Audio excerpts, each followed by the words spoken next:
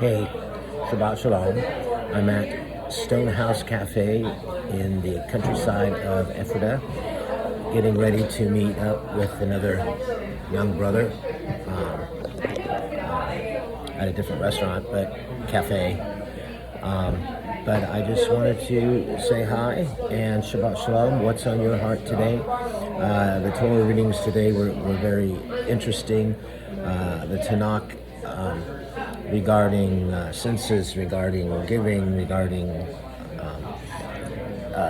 specific instructions for the Levites and washing of their hands, and connecting that with like the bronze bull and how some of these false doctrines regarding out of atonement that may have gotten implemented, of washing your hands before you eat and all that stuff, and how do we apply those instructions, or what of those instructions do we apply today?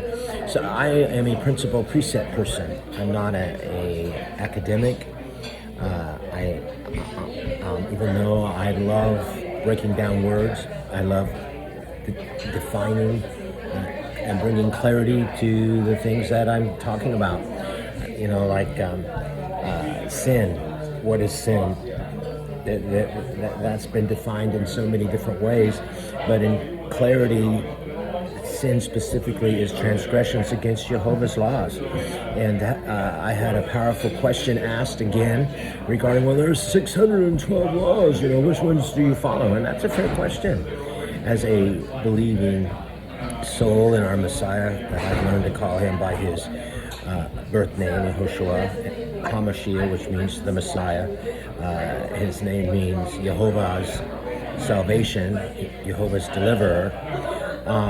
It changes all kinds of understandings, and so I want to be sure that I'm building building the house of Jehovah on solid rock, the house that I'm building for the dwelling place of Jehovah. So Shabbat Shalom, and may we understand deeper the friendship of our Messiah as he ascended and said, I no longer call you slaves, I no longer call you servants. I want you to understand, he said, it actually doesn't say I no longer call you, it says I don't call you, I haven't been. And his relationship is on a friendship level, and I'm taking that word friendship to the depth that has sustained me for decades, and it's the friendship that Moses experienced. He was called a friend of Jehovah, as Abraham was, and it had to do with the intimacy of conversation and what was being downloaded in him. And it's in that dimension Yeshua was passing that on to us as he was getting ready to ascend. And that I have a gauge, I have a filter, because I don't think I can hear from the Holy Spirit outside of that friendship with Yehoshua. One controversy is regarding how do you keep the Sabbath. Well, the Sabbath, the Holy Spirit didn't tell me to keep the Sabbath, or the Holy Spirit told me to wear this outfit. But what is the principle? What is the precept? And I'm putting the word Sabbath out there because that came up in the Tanakh reading today. And Sabbath, keeping the seventh day assigned from creation, is a sign. It's a covenant. It's a responsibility that we have as a believer. And one of the things that I believe our Messiah did is restore us to those forever laws that are assigned to me as an individual and to us as a people group. And the Sabbath is one of them.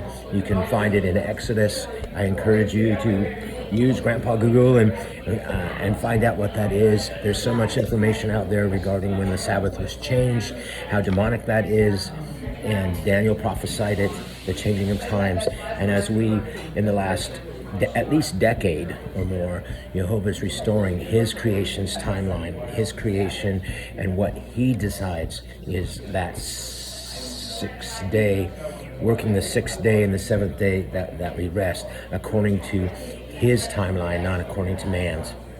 So if you're not hearing the Ruach HaKodesh tell you that Monday night to Saturday night is his Sabbath, then I would suggest that your ears be open, your eyes see, and your heart understand.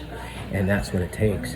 And the first step it takes to hearing from the Ruach HaKodesh in this age is not by feeling, is not by traditions of man, it's by what's written and how it's written, and meditating on his word that directs us, that we can hear clearly. I keep the Sabbath and wear the teachings based on what is written. And out of that, it motivates me to do it in love, because whatsoever I do as unto Jehovah, my Father, in Yehoshua, my friend, my Redeemer, my Sovereign. So Shabbat Shalom. Enjoy today. Find rest, a literal day set apart for rest on the physical level, but in the same context, let every day be a Sabbath day, as it was in the garden. And that seventh day that we rest, on that physical seventh day that we rest, that was a sign by our, let it be known to us that this is a sign of who we serve. Shalom. Shabbat. Shabbat Shalom.